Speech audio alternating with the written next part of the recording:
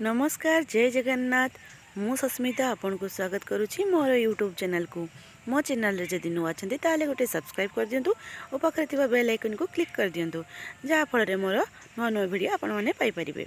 तो चलंतु आज रोसे करिबा आलू भजा। तो ता पई हमें कोन कोन नेइछु चलंतु देखि नेबा। दुईटी बड़ आलू को छोट छोट करी काटि नै जाइछु।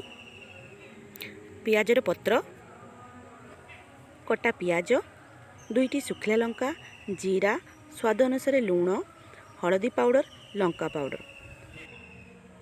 कड़ाई रे सोरिष तेल देबा। तेलटी गरम हो गले से आमे पकेबा दुईटी सुखला लंका, गोटा जीरा। एगुड़ी को भल भाव में फुटी आसिले से आमे पकेबा काटी रखिथिबा पियाज। पियाज को भल भाव में गलई नेबा। एबे एथिरे पकई देबा पियाजर पत्र को।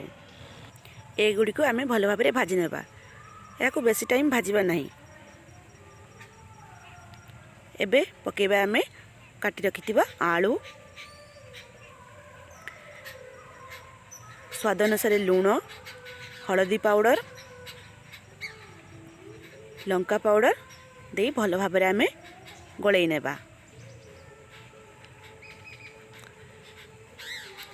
भल भाव में गलाई आमे कभर करि नेबा।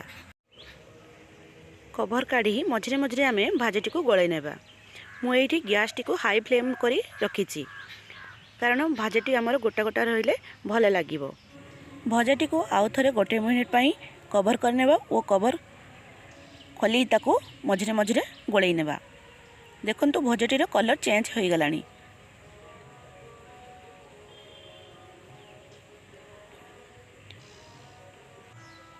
एटी आलू भजाटी प्रस्तुत हो सारी। मो भिडियोटी जदि आपको पसंद आसुए ताहले गोटे लाइक, कमेंट, शेयर और सब्सक्राइब करने को भूलिबेनी।